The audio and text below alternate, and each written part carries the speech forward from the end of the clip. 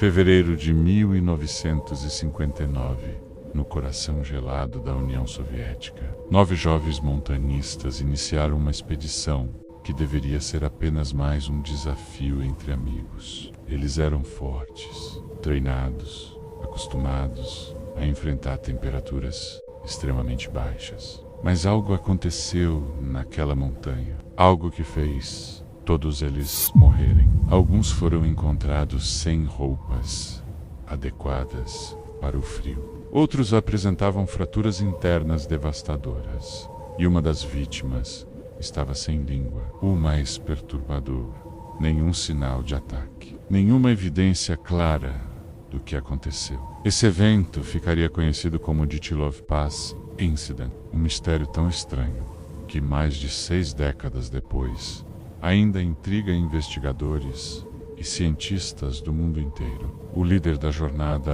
era Igor Dyatlov, um estudante de engenharia de apenas 23 anos. Apesar da pouca idade, ele já era considerado um montanhista extremamente experiente. Ao seu lado estavam 8 companheiros, todos estudantes ou graduados do Instituto Politécnico dos Urais. Eles haviam treinado durante anos para enfrentar condições extremas. Sabiam sobreviver no frio. Sabiam construir abrigos na neve. Sabiam lidar com tempestades violentas. Para eles, aquela viagem parecia apenas mais um desafio. O grupo pretendia atravessar uma região montanhosa isolada nos Ural Mountain, um território vasto e brutal, onde o inverno domina a paisagem durante meses. O ponto mais difícil da rota era uma montanha chamada Holat Shahel. O nome vem do idioma do povo indígena Mansi e significa algo inquietante, montanha da morte. Mesmo assim, os jovens montanhistas não demonstravam medo. Eles registraram a jornada em diários e fotografias. Nas imagens, aparecem sorrindo, brincando na neve, ajudando uns aos outros durante a subida. Parecia apenas mais uma aventura. Mas aquela tranquilidade não duraria muito tempo. No dia 1º de fevereiro de 1959, o grupo montou sua barraca na encosta da montanha. Era um local exposto ao vento. A neve estava profunda. A temperatura estava muito abaixo de zero. Mesmo assim, eles decidiram passar a noite ali. Em algum momento, durante aquela madrugada, algo aconteceu. Algo tão assustador que fez os 9 montanhistas reagirem de forma completamente inexplicável. Eles cortaram a própria barraca por dentro, rasgaram o tecido e saíram para o lado de fora, no meio da tempestade, sem botas, sem casacos adequados. Alguns praticamente sem roupas. Eles abandonaram o acampamento e caminharam para a escuridão congelante da montanha. E ninguém sabe o motivo. Sem notícias do grupo, uma equipe de busca foi organizada semanas depois, quando os socorristas chegaram ao local do acampamento. A cena que encontraram parecia saída de um pesadelo.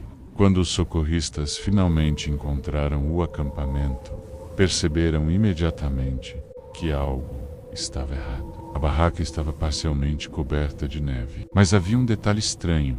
Ela estava rasgada de dentro para fora, como se alguém tivesse tentado escapar desesperadamente. Dentro da barraca estavam os pertences do grupo: sapatos, casacos, equipamentos, tudo havia sido deixado para trás, mas as pegadas na neve indicavam que os montanhistas haviam saído caminhando em direção à floresta. As pegadas eram claras. 9 pessoas haviam saído da barraca. Algumas estavam descalças, outras usavam apenas meias. Mas havia algo ainda mais estranho. As pegadas não indicavam corrida desesperada.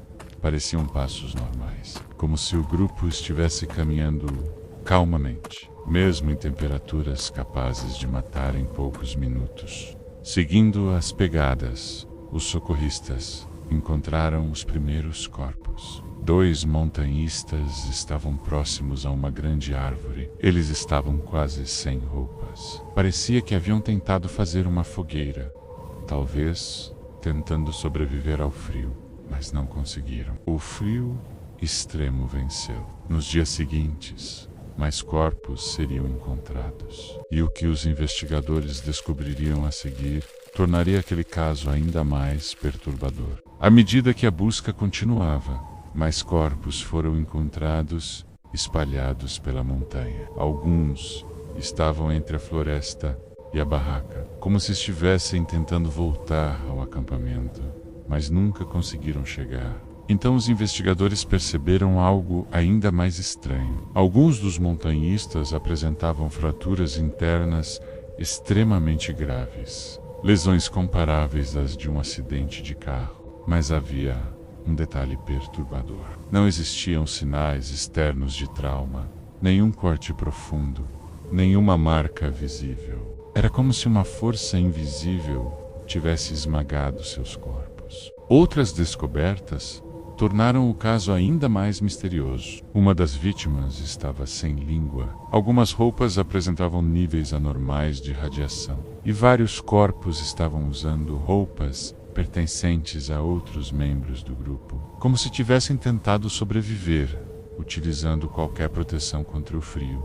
Mesmo assim, todos morreram. Mas o maior mistério ainda estava por vir, porque até hoje ninguém conseguiu explicar exatamente o que aconteceu naquela noite. Desde 1959, inúmeras teorias tentaram explicar o que aconteceu naquela montanha. Alguns especialistas acreditam que uma avalanche pode ter assustado o grupo. Outros sugerem fenômenos naturais raros capazes de provocar pânico extremo. Também existem teorias sobre testes militares secretos realizados na região durante a Guerra Fria. Relatos da época mencionam luzes estranhas no céu naquela noite, mas nenhuma dessas teorias consegue explicar todos os detalhes do caso. Mais de 60 anos se passaram. A montanha continua lá, silenciosa, coberta de neve, guardando os segredos daquela noite. O local da tragédia hoje carrega o nome do líder